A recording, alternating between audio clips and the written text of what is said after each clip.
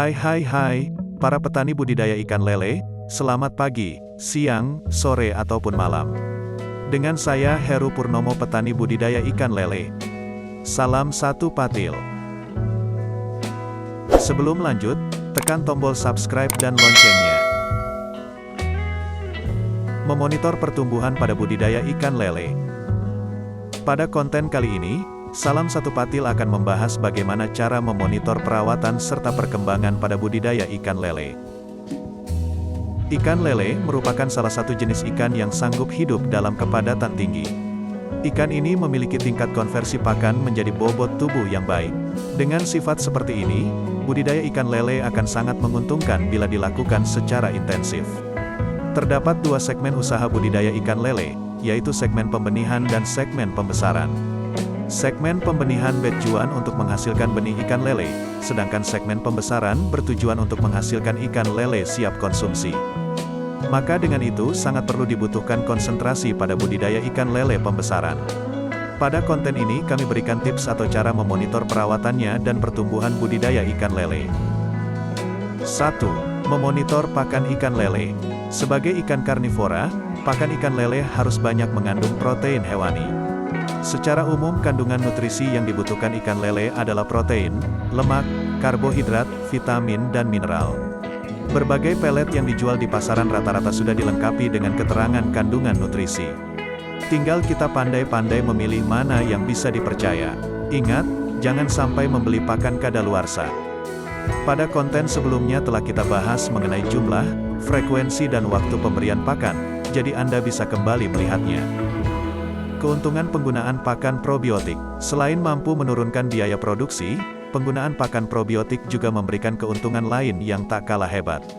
Beberapa keuntungan dari penggunaan pakan probiotik ikan lele antara lain: kualitas ikan lele lebih meningkat dibandingkan dengan pemberian pakan pabrikan. Pakan probiotik mampu meningkatkan kualitas ikan lele. Hal ini bisa dilihat dari bobot ikan yang menjadi lebih padat. Selain itu, daging ikan lele yang diberi pakan probiotik juga menjadi lebih kenyal, gurih, dan tidak mudah hancur saat diolah. Memperkecil resiko serangan penyakit dan kematian. Bibit probiotik merupakan jenis pakan yang mengandung banyak sekali mikroorganisme baik. Kombinasi pemberian pakan probiotik organik mampu menjaga ikan tetap sehat dan bisa menurunkan tingkat kematian hingga 2%. Laju pertumbuhan ikan meningkat biasanya jika kepadatan kolam semakin tinggi, maka laju pertumbuhan ikan akan menurun. Namun tidak begitu saat ikan diberi pakan probiotik. Adanya asupan pakan probiotik organik dan juga azola microphylla justru akan membuat laju pertumbuhan ikan menjadi lebih meningkat karena adanya kandungan asam amino yang tinggi pada pakan. 2. Memonitor media air kolam ikan lele. Hal penting lain dalam budidaya ikan lele adalah pengelolaan air kolam. Untuk mendapatkan hasil maksimal, kualitas dan kuantitas air harus tetap terjaga. Awasi kualitas air dari timbunan sisa pakan yang tidak habis di dasar kolam. Timbunan tersebut akan menimbulkan gas amonia atau hidrogen sulfida yang dicirikan dengan adanya bau busuk.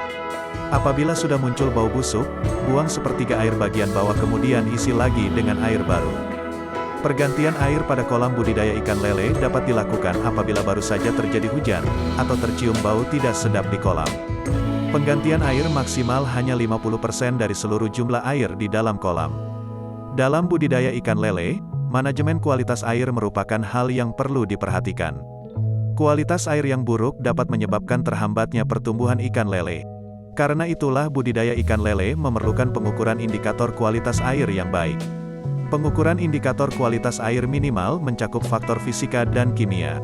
Faktor fisika mencakup suhu kolam itu sendiri, dengan menggunakan termometer, sedangkan faktor kimia mencakup derajat keasaman, pH, oksigen terlarut, DO, dan amonia. Lakukan pengukuran kualitas air minimal 2 kali sehari agar air kolam tetap dalam keadaan stabil dan optimal. 3. Memonitor hama dan penyakit ikan lele. Kerugian terbesar yang dialami peternak lele jika adanya serangan penyakit secara massal yang tentu sangat merugikan. Tidak mau terjadi kerugian yang lebih besar, Anda perlu memahami jenis hama dan penyakit ikan lele secara tepat penanganannya. Ada dua faktor yang bisa menjadi penyebab serangan hama pada ikan lele, yaitu faktor internal dan faktor eksternal. Faktor internal merupakan faktor penyebab yang berasal dari dalam tubuh ikan lele itu sendiri, sedangkan faktor eksternal terjadi karena faktor lingkungan sekitar. Faktor internal yang menyebabkan ikan lele mudah terserang hama adalah keturunan dan pakan yang tidak sehat. Induk ikan lele yang sudah pernah sakit dan mudah terserang hama biasanya juga menghasilkan anak dengan penyakit yang sama.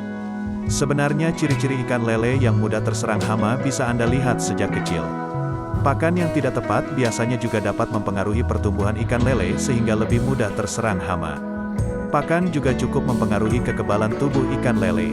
Pemberian pakan yang buruk akan membuat ikan lele mudah terserang hama. Faktor eksternal yang menjadi penyebab ikan lele terserang hama adalah air kolam, cuaca, binatang lain di sekitar kolam. Air kolam yang tidak berkualitas, seperti suhu yang terlalu tinggi atau rendah, mengandung banyak amoniak, dan terlampau kotor akan menyebabkan ikan lele mudah terserang hama. Terlebih air yang kotor juga sangat disukai oleh berbagai macam hama dan penyakit. Cuaca yang tidak bersahabat juga bisa mengubah suhu air kolam dengan sangat cepat. Suhu air kolam yang berubah akan membuat stres dan gangguan metabolisme pada ikan lele. Hal ini akan mempengaruhi kesehatannya juga. 3 tips cara memonitor perawatan dan pertumbuhan ikan lele di atas adalah penentu keberhasilan dalam budidaya ikan lele. Demikianlah konten ini kami sampaikan, semoga bermanfaat bagi para petani budidaya ikan lele. Tak ada senior dan yang lebih pintar, yang ada hanya salam satu patil. Salam satu patil, mantap.